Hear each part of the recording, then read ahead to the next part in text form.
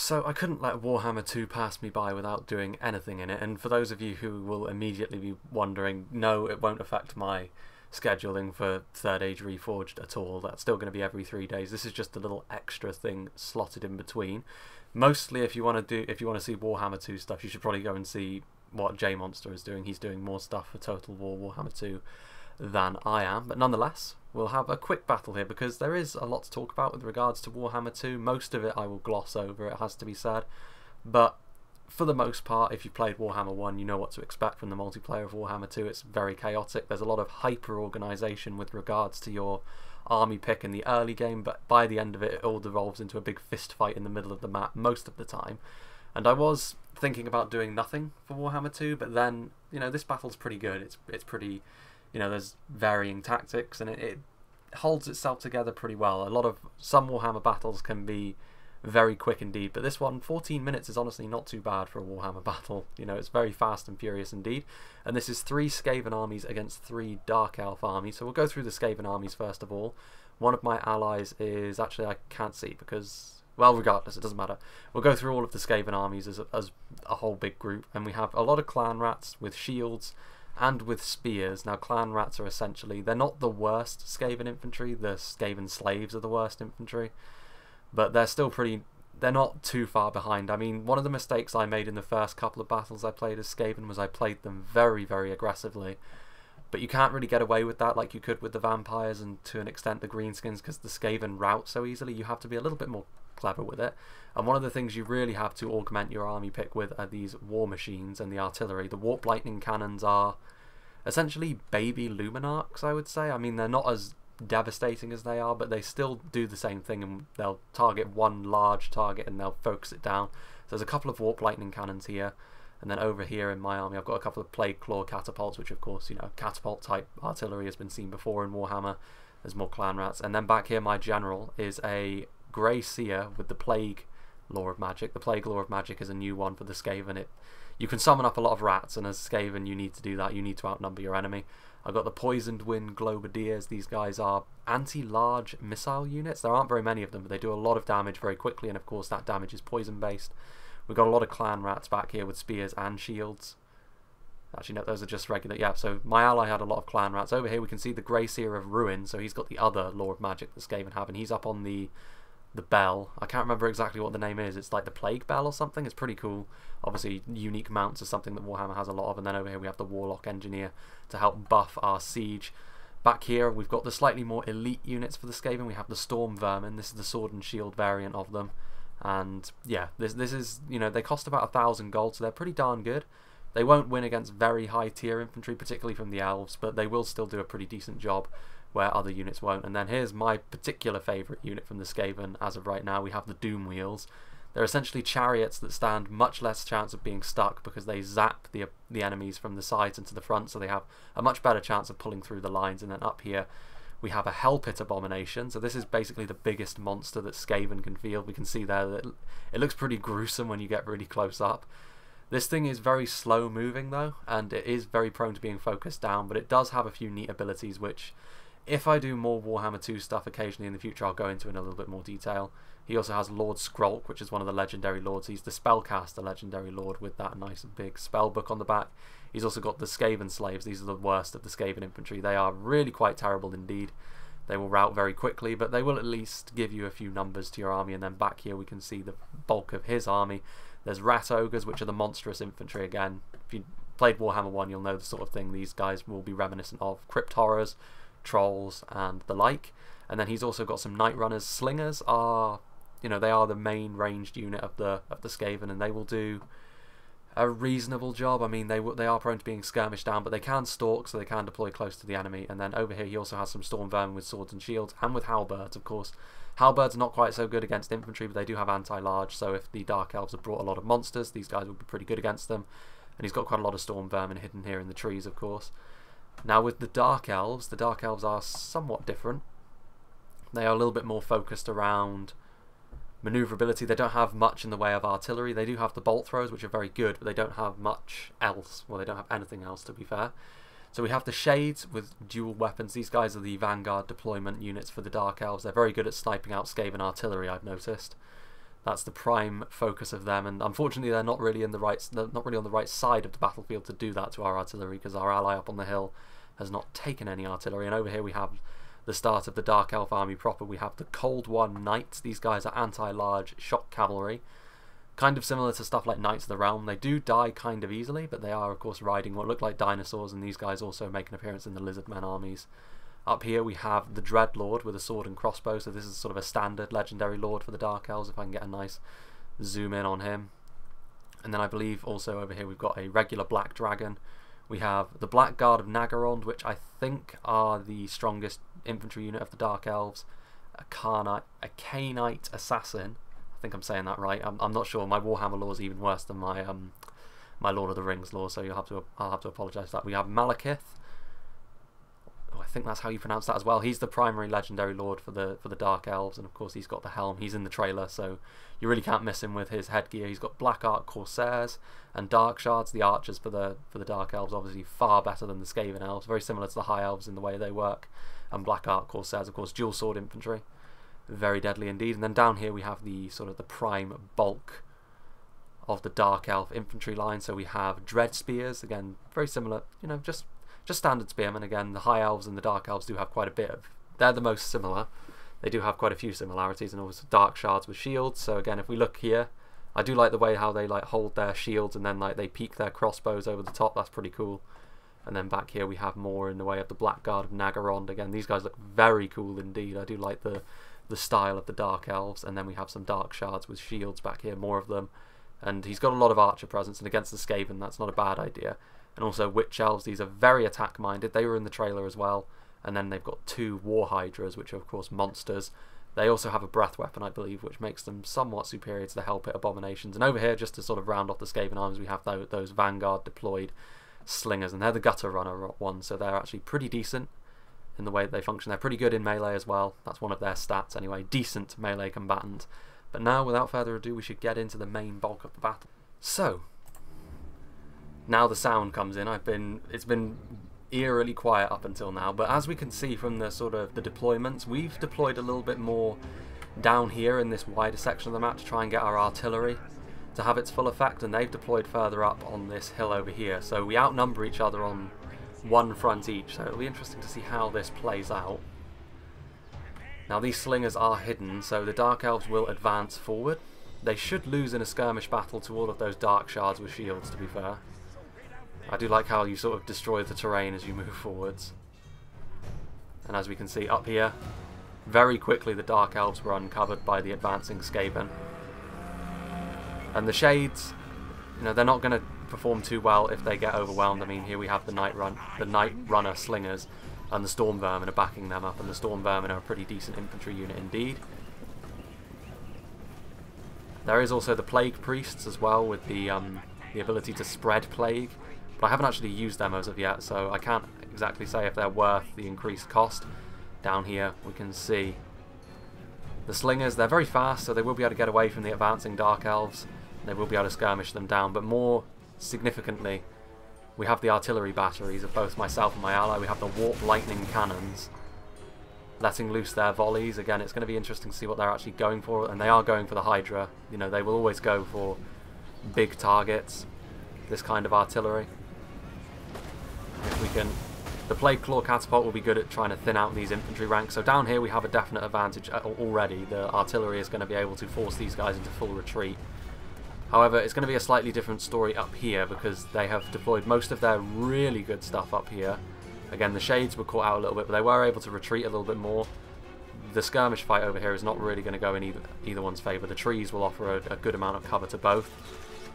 And again, the Shades didn't really want to be using their ammunition on just the Night Runner Slingers, I don't think. Regardless, they're going to be doing their thing, but the real problem is the main Dark Elf advance, as we can see here. I'm trying to get my mouse to work, there we go.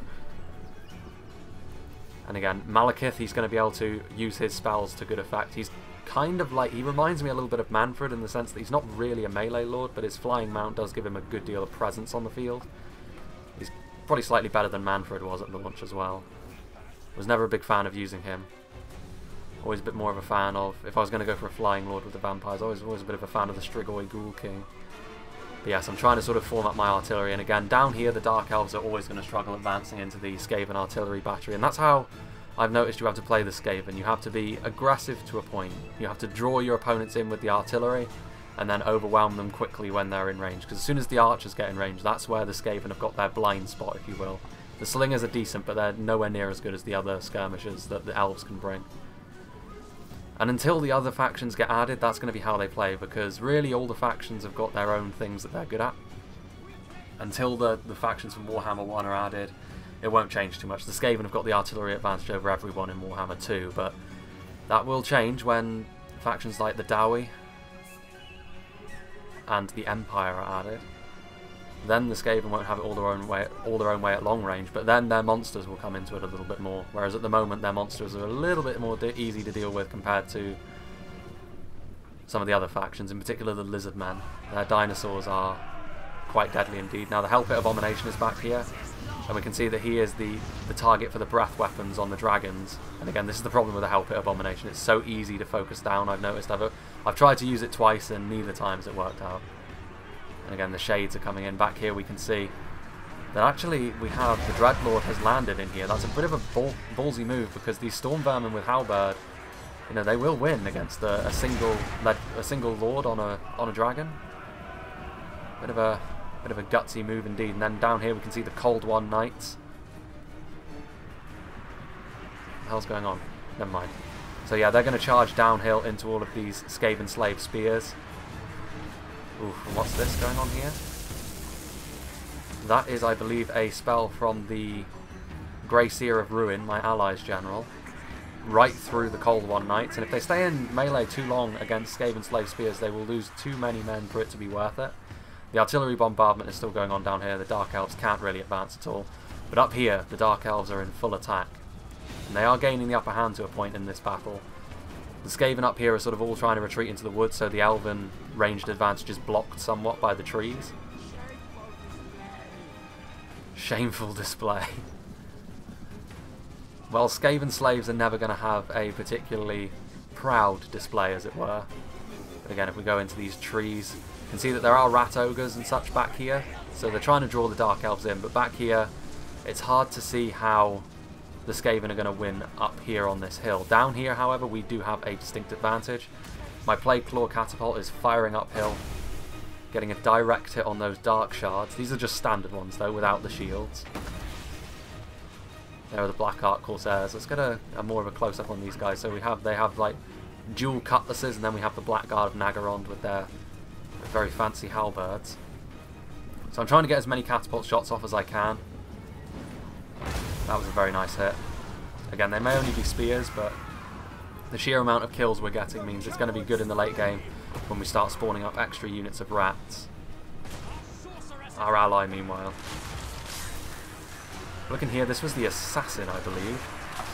Yes, it was indeed. He's getting somewhat overrun by Storm Vermin, and Storm Vermin they've impressed me a bit. They're pretty decent infantry, considering that the Skaven infantry in terms of quality is not going to be as high as the Elven factions or the Lizard Men. It's still pretty damn good. You can't just send any old garbage at it. And over here we can see that the Dark Elves are sort of getting their archers into position. You have Dark Shards.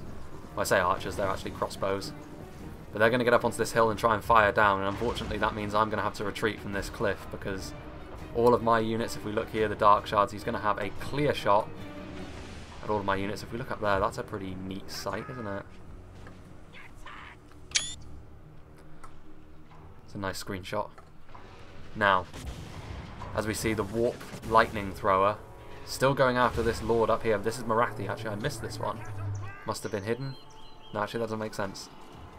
This isn't Third Age Reforged. I need to get out of that mindset. But she is routing, so that is one of the enemy legendary lords gone. And again, they were really struggling down here, the Dark Elves, and that's to be expected with all the Skaven artillery. If they were going to focus up here, they should have done it a little bit more, I think. But even so, we can see here the Hell Pit Abomination. One of the things that the Hell Pit Abomination has is the ability called Too Horrible to Die, which means when it gets reduced to 0, it has a chance of either gaining hit points immediately, and then when it does die, it spawns a unit of Skaven Slave Spears where it dies. That's pretty cool. It does make up for the fact that I've never really been able to use it properly at this point in time. I found them a little lackluster. There is the Black Guard of Nagaron. I will say I do like playing as the Skaven in Warhammer 2. They're probably my favourite so far in the very limited experience I have had. But look here, there is a spell on the way. What spell is it? Ooh, it's a... I believe that's the... I can't remember what it is. It's definitely one of the plague spells. Ooh, that's going to do a decent amount of damage to those Black Guard Corsairs. The Shades are still alive though. Unfortunately for us, our allies' Lord has fallen. The Black Dragon and the Dreadlord combining their might, and Malekith is still very much alive up here, so unfortunately our ally has basically been wiped out by those two opposing armies. But down here we can see that we smell the weakness, and here we can see that the Doom Wheels have been activated, and you can see that they just run through these units and they cause a lot of fear. The morale for the Dark Shards is falling apart. The Warp Lightning Thrower is targeting the Hydra, and we're in full attack down here. Going to try and deal with what we can before we have to face the Dark Elven army that's up on the hill. The Dark Shards are not going to stand a chance, even against Clan Rat Spears, the sheer amount of rats we have pouring forwards.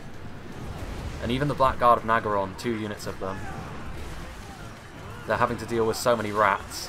We get in nice and close. We can see the Hydra in the background. Again, the Hydra is a very deadly monster unit. It does have a breath weapon, I believe, but it is getting pelted by the Warp Lightning Thrower. The perfect large target killer. However, we do have the Flyers down here, but fortunately this is exactly what I brought my Globadiers for. We have a Vortex here. The Dark Elven Vortex of swords. So the Warp Lightning Cannons have turned their focus onto the Black Dragon and onto Malekith. And also so are the Slingers. I'm trying to move my Globadiers forward. Oof. That's Malekith's ability, that. Again, I haven't memorised all of the spells yet. My Storm Vermin are moving forward. And here come the Dark Elves, advancing down the hill in force. And there's a lot of Dark Shards still here. And again, my Plague Claw Catapult is again firing into these units over here. But with these buffs going on, it's not doing quite as much damage as it would. But it's still getting some nice hits. And again, over here we can see these Black Guard of Nagaron completely surrounded by Clan Rats. Clan Rat Spears at that. And they're losing because of this. They also took a bit of a pelting from the artillery early on, so that's quite unfortunate for them. My Doom Wheels have retreated, and now over here we're sort of... There's the breath weapon for the Hydra, doing a lot of damage. You can see it's routing the Clan Rat Spears, despite the fact that they're eager. That's the real problem with the Skaven. Again, my Plague Claw Catapult's doing its best. I'm going to try and get what we can. I'm trying to get my Storm Vermin into the front line so we can form a front line. And where's my general? There's my general. And over here we can see... What was that? That was some form of spell. Here go my Doom Wheels. And you can see, look at that. We can see that Malekith is just the target of all of the focus, and we can see that the Poison Globadiers are doing a lot of damage, and the Slingers are just contributing to that. My artillery is still in effect, unfortunately, for the Dark Elves as well. I love the Doom Wheels. They're such a good unit. The way they just plough through enemy ranks. It's like it's like having a chariot that's actually fun to use for once, and you don't have to babysit. I love it. Of course, you have to pay for it. They're very expensive. And they are not as tough as other monstrous units, so you do have to keep them moving, but they are at least not so easy to become stuck. My Lord is under attack. Indeed, look at this. You can see that the Hydra is after my Grey Seer, and he doesn't stand a chance in melee against the Hydra. So bringing back some Clan Rat Spears and this Warlock Engineer, and now the Warp Lightning Thrower is firing at it, so I'm running my General away.